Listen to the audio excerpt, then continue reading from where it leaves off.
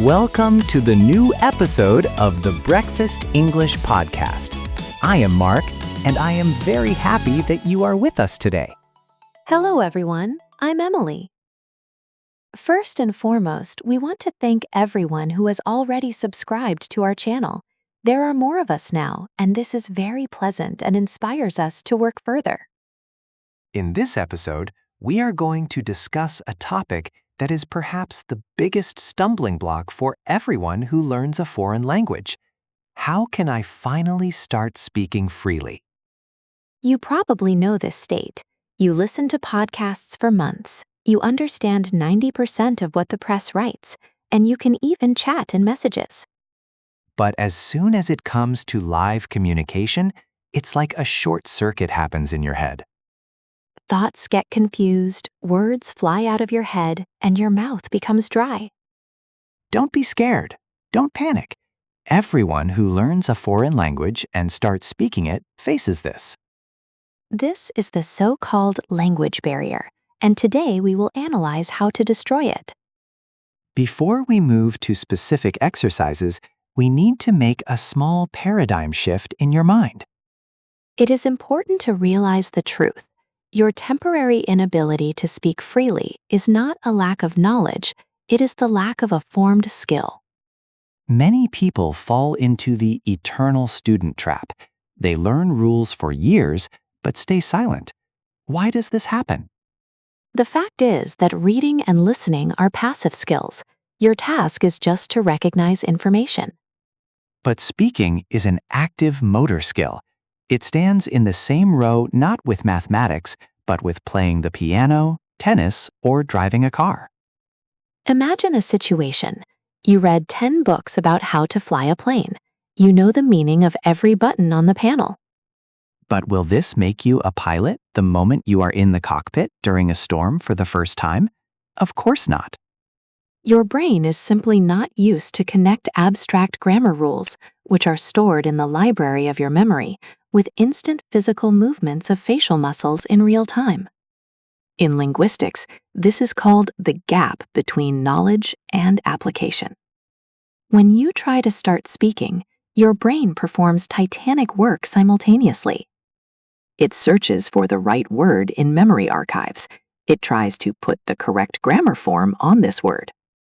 It controls your speech apparatus, and in a foreign language, muscles are used that almost do not work in ordinary life, and it analyzes the reaction of the other person. It is not surprising that the system fails, and you feel emptiness in your head. This is not a defect of intellect. This is simply processor overload. We will fix this with a step-by-step system that will move your knowledge from cold storage to active memory. Let's start. Tip number 1. The magic of the mirror. The first and most accessible tool in your arsenal is a conscious conversation with yourself in front of a mirror. It sounds simple, perhaps even too simple, but its colossal effectiveness lies in this simplicity. Many underestimate this exercise, thinking it is just fun. But for your brain, this is a full simulator of real communication. Why does it work? When you speak in front of a mirror, you use a mechanism that we call external thinking.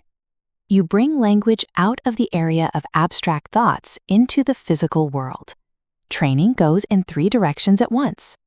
First, muscle memory or articulation. A foreign language is a different layout of your muscles.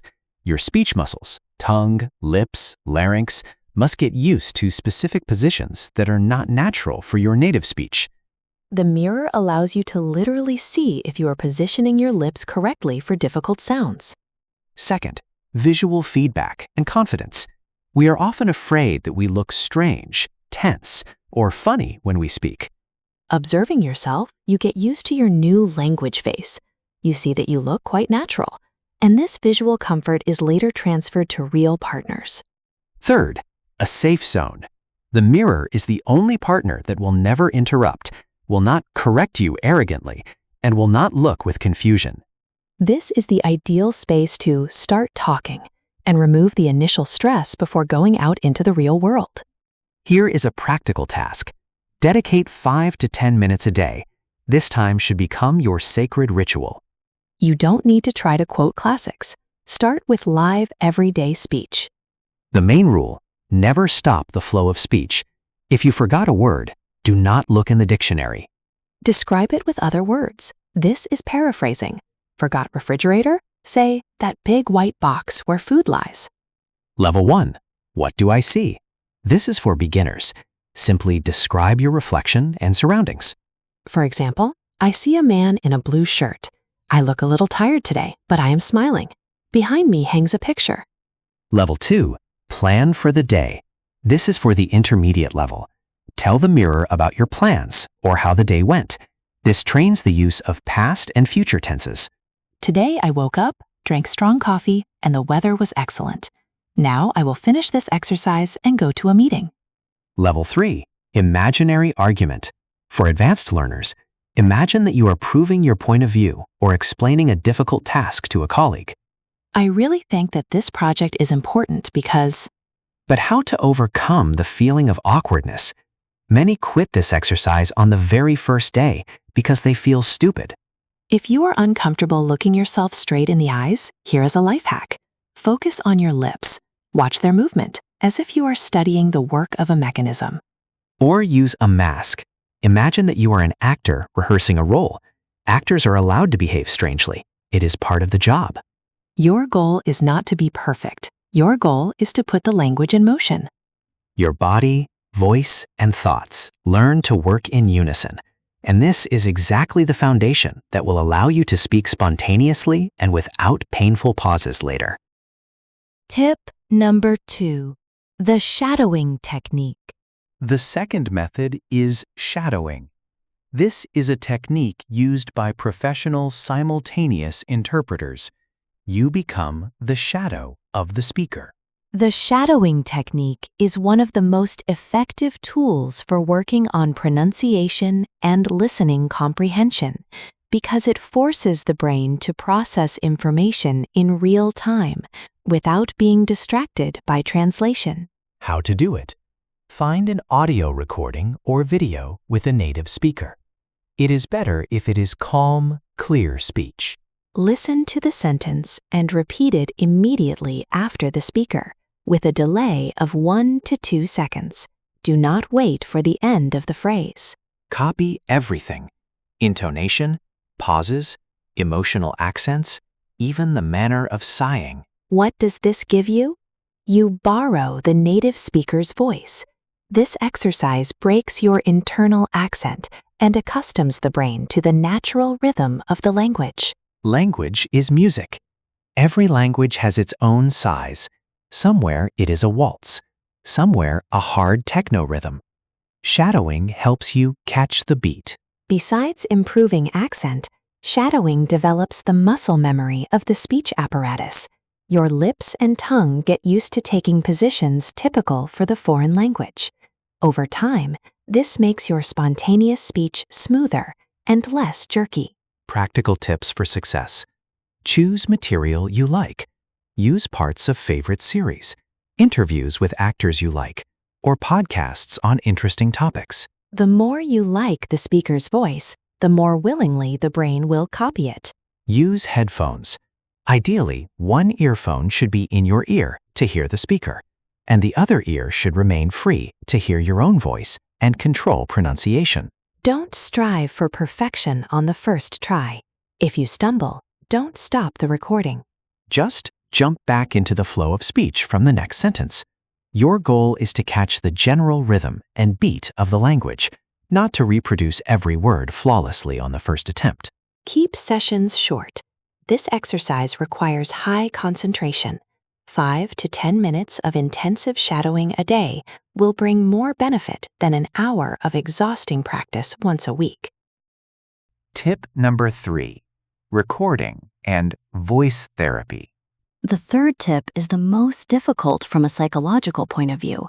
Record yourself on a voice recorder. This advice often causes the strongest resistance. Few people like hearing their voice in a recording, especially when it is about a foreign language. However, exactly here lies the shortest path to correcting those mistakes that you simply do not notice at the moment of speech. Why is it so unpleasant for us to hear ourselves? Before you press the record button, it is important to understand the fact that your voice in the recording seems alien or strange is pure physiology.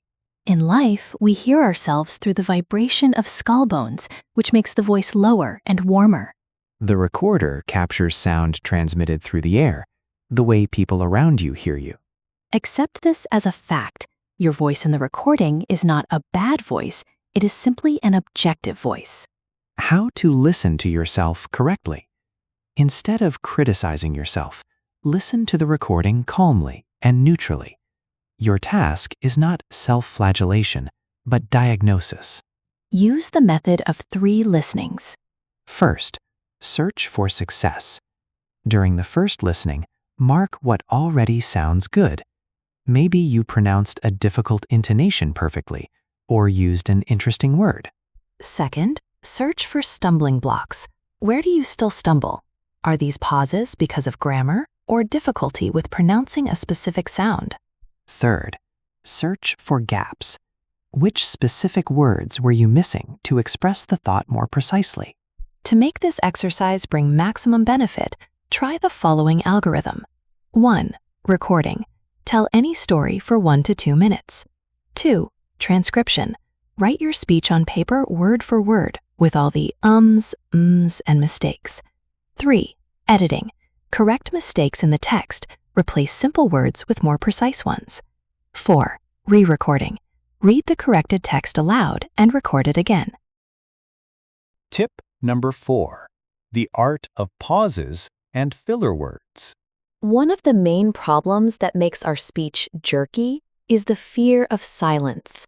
When we look for a word, an awkward pause occurs. We panic and lose the thread of the conversation. But native speakers make pauses too.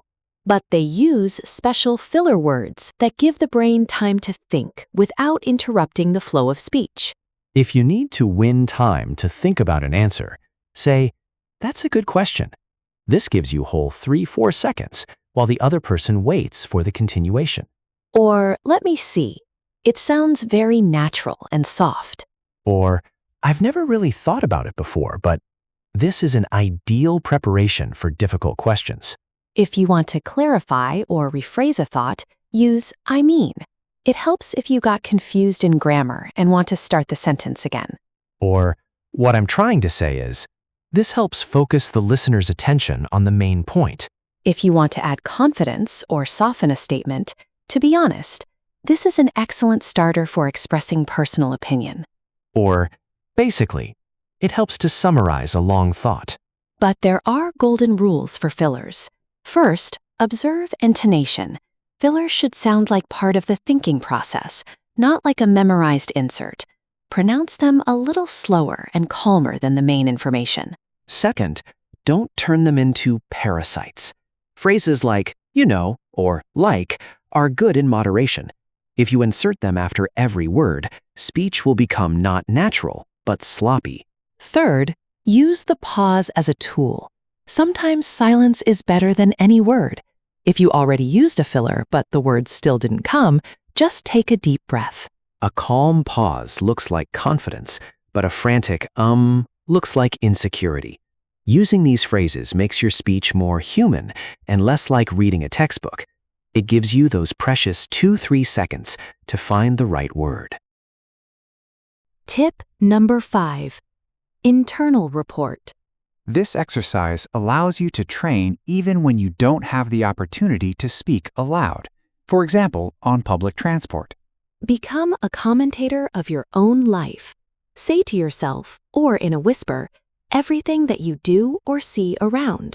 This method of internal report is one of the most powerful ways to overcome the language barrier because it teaches the brain to build connections directly, bypassing the translation stage.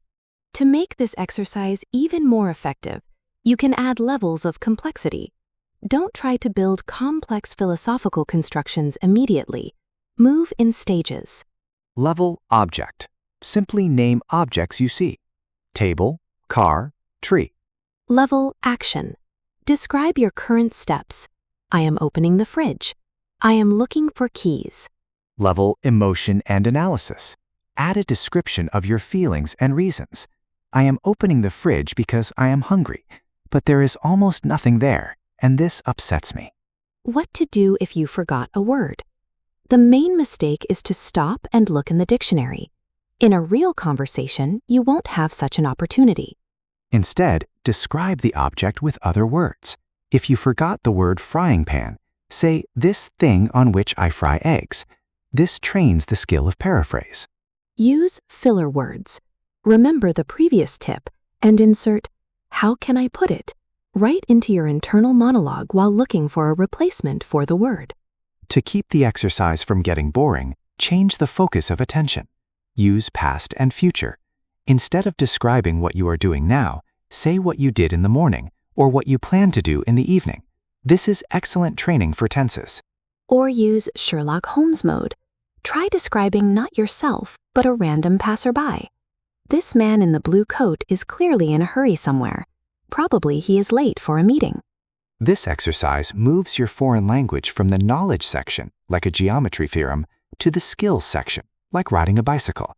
You stop studying the language and start living in it. Conclusion.